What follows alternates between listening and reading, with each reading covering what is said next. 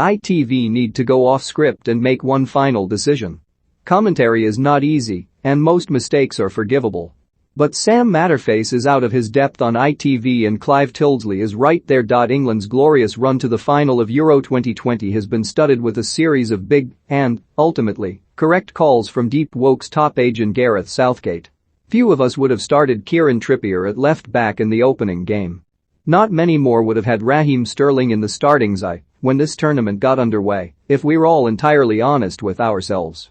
The switch to a back three against Germany was a huge call that was entirely vindicated, and even against Denmark last night Southgate not only pulled off the subbing a sub maneuver, but did it to media darling Jack Grealish. The result? England olaying their way through the second period of extra time with a one-goal lead in a European Championship semi-final. Big calls. So many big calls. And every one of them proved correct.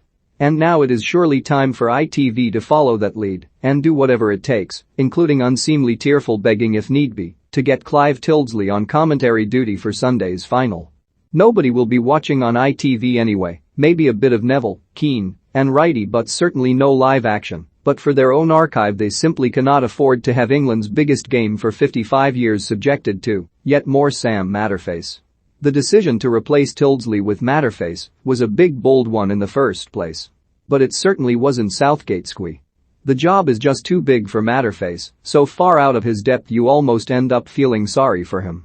Almost.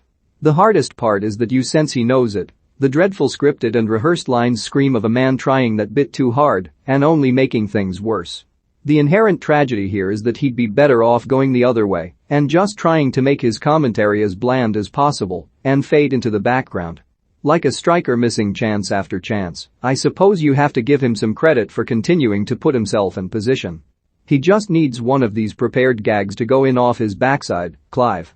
He's Harry Kane until the Germany goal, essentially, except without the 6 previous years of consistent excellence to suggest it was always going to come good eventually. From that tortuous opening monologue about, I don't know, something to do with aeroplanes, it was clear this was going to be a long night. You could almost hear the precise moment he lost confidence in it and had to somehow partridge his way through it. And that's the worst thing, in a way.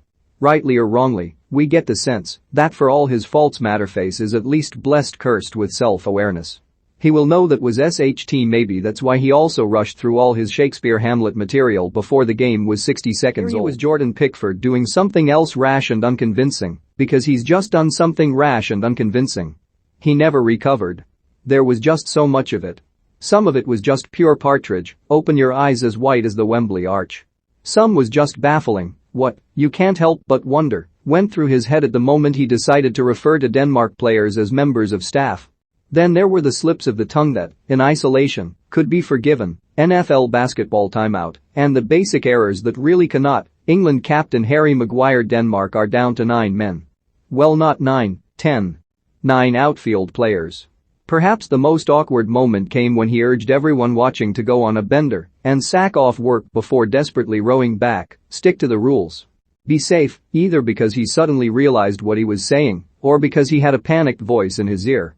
By the time he could no longer remember how many players a team has after losing one player, his head had gone. In his defense, so had those of about 30 million other Englishmen and women. We were just lucky enough that our thoughts weren't being broadcast directly to the rest of those 30 million. But perhaps his trickiest, and in many ways most revealing, moment came just before half-time. England, buoyed by their equalizer, were on the attack. Another goal now would do England good, he offered. There is so much to unpack there, the crushing, banal obviousness of that observation. The failure to follow the first rule of commentary, if you can't add to the pictures then say nothing.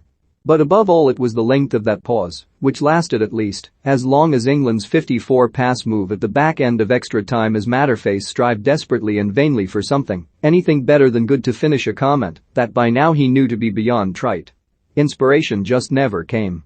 Lee Dixon's withering "I'd take a goal at any time" spoke for us all. And there was also another lesson from Dixon after England's winning goal. Dixon is not a natural or particularly brilliant co-commentator, although we're pretty sure he'd be far better with the safe, dependable hands of a Tildesley alongside, and he certainly makes no great claim to comedic genius. But his off-the-cuff description of Kane's winning goal as the best 1-2 I've ever seen was effortlessly and infinitely better than any of Matterface's scripted skits. And this is always true. There is no great line of commentary that was planned in advance. By the end of his 120-minute nightmare, Matterface was quite literally begging viewers to stick with ITV for the final. The harsh truth is that even if ITV do make the Southgate-style big decision, very few will stick with them. But it's still the right thing to do.